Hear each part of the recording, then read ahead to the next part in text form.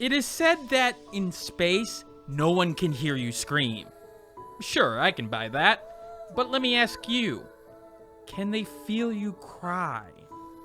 Opus, Echo of Starsong, is a narrative adventure game that released on Steam on August 31st, 2021 for the cost of $17.99, with the game eventually coming to iOS and Android sometime in the future.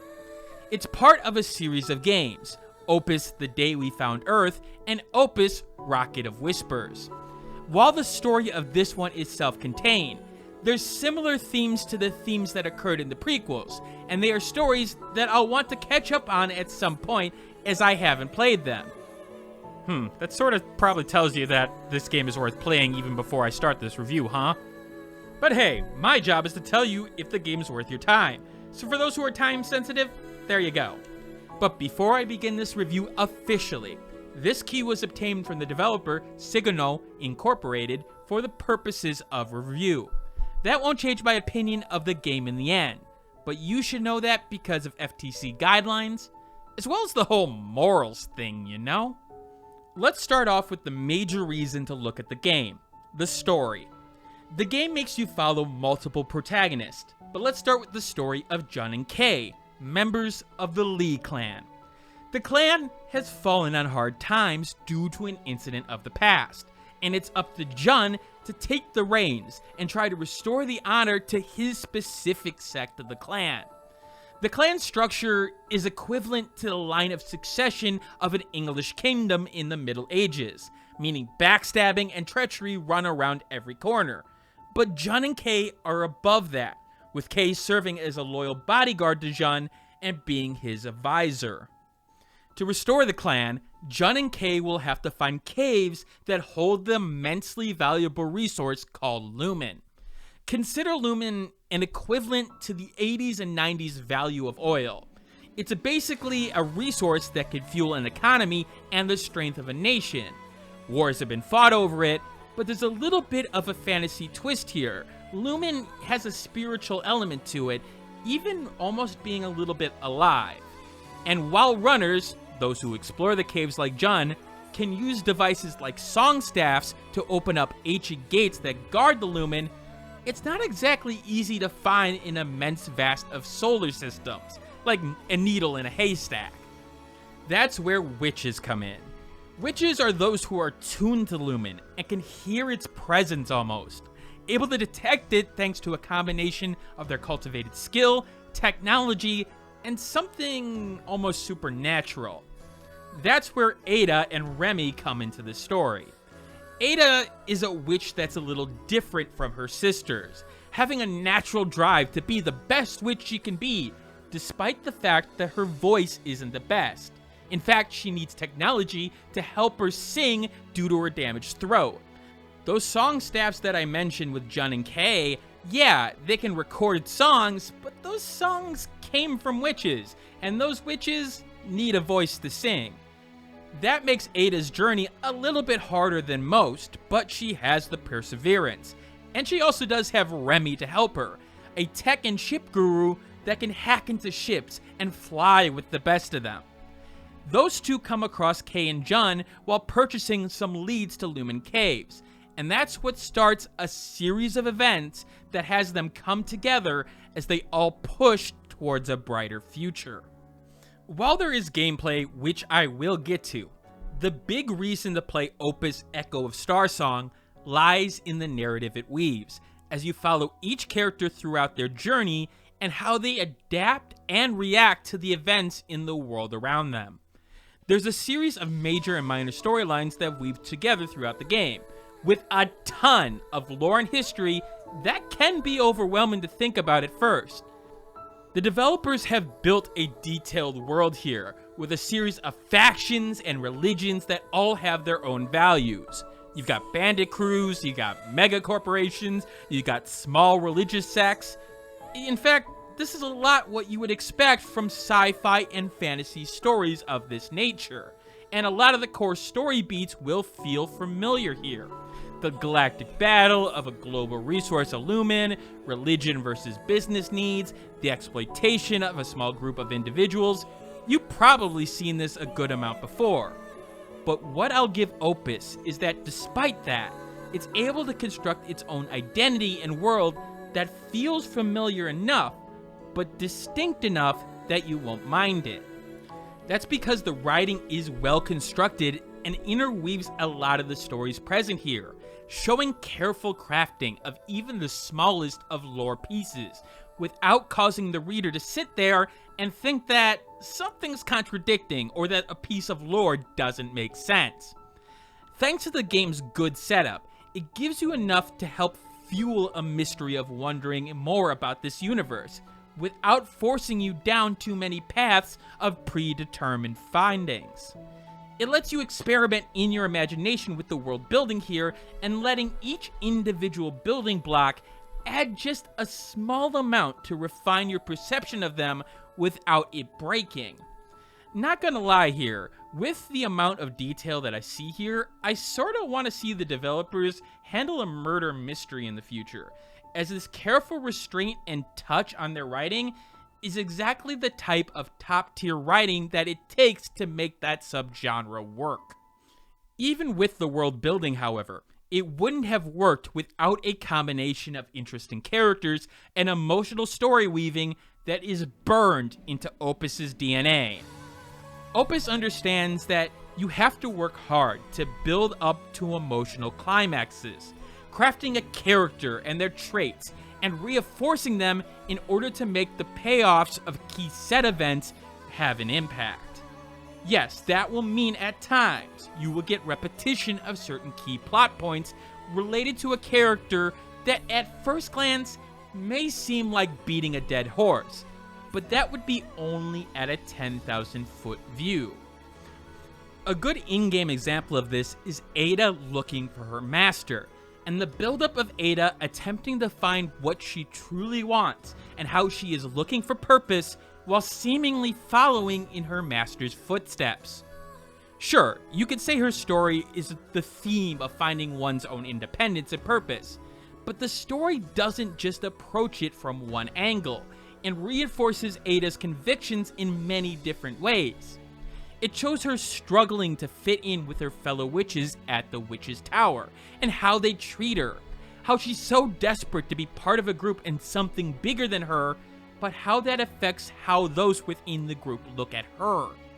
Her struggles and how to become the new era witch that her master wants, and how that conflicts with her admiration of being a mirror of her master. How her position as the leader of her ship seems to contradict her want to be more part of a group, and not the master itself, and yet slowly confirming that it was the position that she was meant to be in all along. It's these small events that keep on hitting similar themes, yet still distinct small arcs, that help sell the transformation of Ada over the game, and makes those moments when she triumphs, and those moments where she fails, that much more effective. In addition, what I appreciate about the writing here is that it's not given a rose-tinted feel to it, without making it feel horribly depressing. Don't get me wrong, sci-fi is supposed to push boundaries of all sorts of different themes. I mean, we wouldn't have stories about utopias or dystopias if that were the case. However, many lesser sci-fi stories forget that in the pursuit of those boundaries, you have to ground the experience in smaller victories or failures, where one or more sides of the problem experience something not fantastical or horrible, but just on the side of success or failure.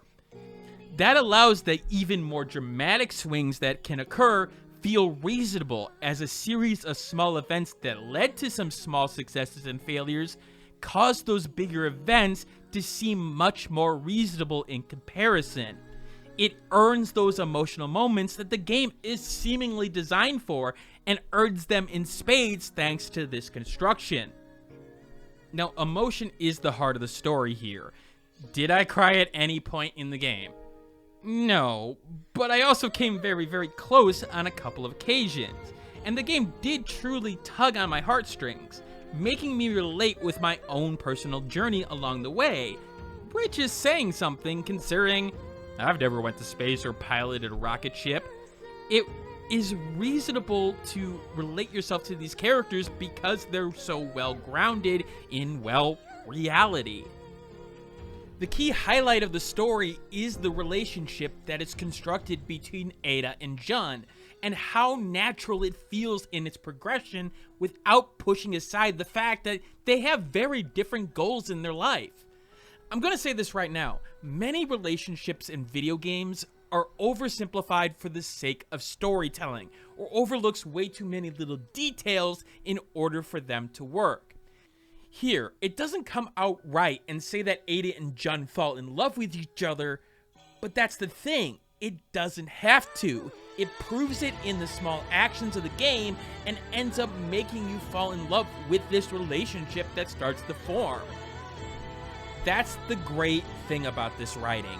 The fact is, it doesn't have to write it on the wall in terms of trying to explain itself to its audience.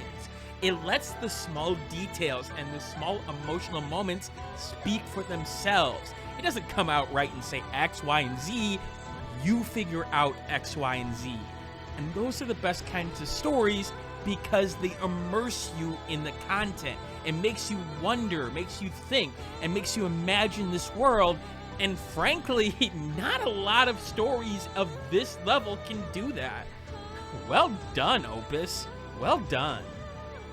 But on that note, the presentation helps immensely in selling the emotional high notes and the story as a whole. The restraint by the developers here to really use only a subset of colors at times, especially in cutscenes, almost white and black at times, can really enhance what is going on screen.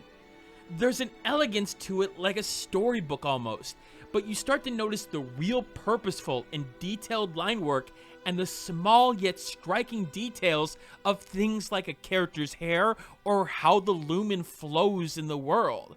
There's just something about this game that, even though it may not have, all the colors of the rainbow at times, it doesn't need it. It has this princely or elegant nature that is almost royal-like. I know that sounds weird, but it really feels royal to me. Then there's the sound design, and my god, the music and the sound in this game is haunting in a way that I cannot describe accurately. The music is great, but it's the sound and in particular the Starsongs and the use of voice that is haunting yet mesmerizing to me. And I don't really want to go into more detail than that other than just playing this clip and hearing what you hear. Just take a listen.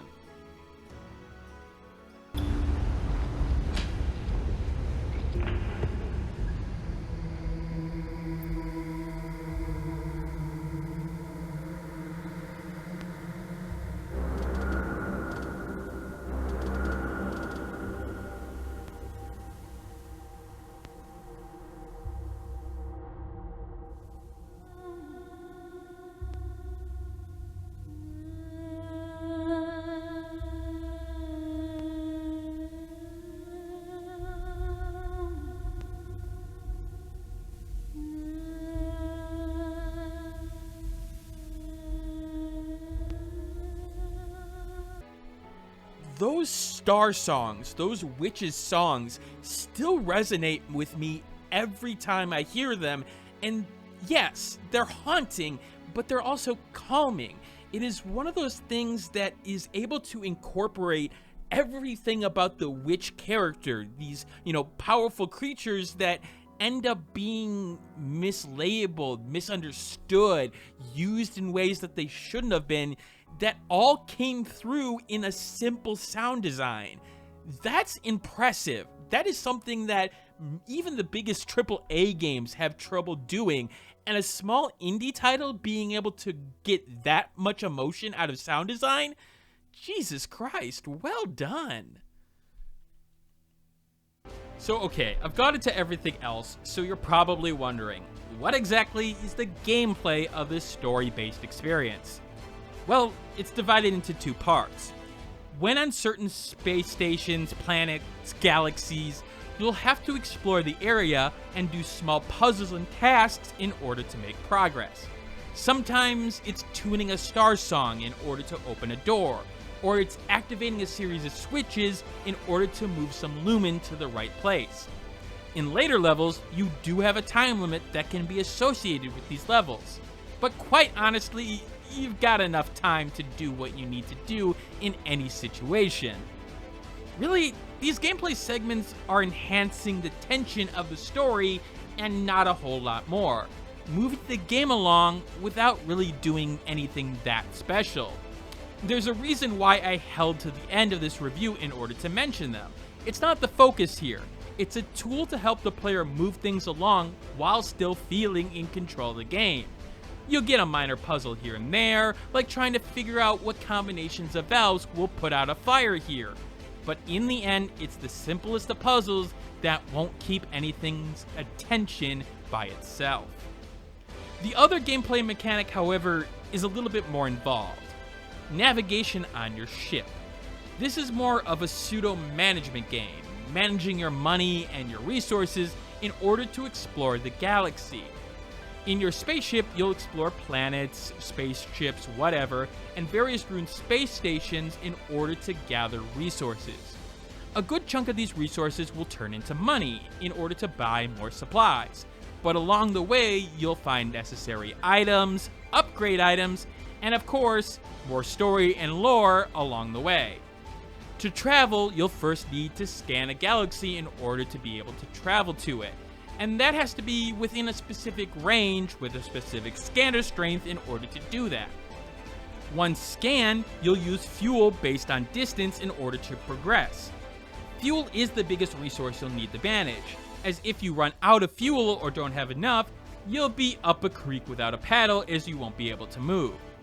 Now sometimes you'll be able to find some fuel with the resource kits that are spent when scavenging an area, but a lot of it will come from resupply stations. Of course, they cost money, and that money comes from, well, the things you scavenge. See the circular nature of things? You'll find things like scrap metal, medicinal flowers, but you'll want to make sure that you hold on to certain things to upgrade your ship, making it that you can move a little bit more or be able to take a bigger hit. Speaking of which, when exploring, you'll get random events that you'll have to make a choice in, having random things that can even happen from traveling from place to place and not necessarily set in stone. Some of these are natural choices that can result in different random outcomes, but some of them also have randomized skill checks that can be improved with items or ship upgrades along the way, making it easier to pass them.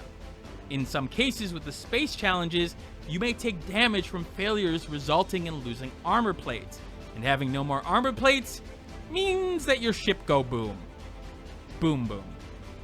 The simulation aspect of the game isn't overly complicated, but does keep your attention and make you think about how to best use your resources. And if you're trying to not look at every planet and not use every optional side content, you may run into problems with skill checks or resource management. However, that's sort of the gotcha here. Like I said, the main draw of the game is the emotional story and deep lore that the game is creating, and thus you're gonna want to explore every nook and cranny more than a landlord looking for reasons to keep his deposit when you move out. That's to say that while the balance and stress of resource management gets thrown out with looking at everything, provided that you're not being stupid and unnecessarily traveling to places for no good reason, that sort of means the gameplay takes a back seat.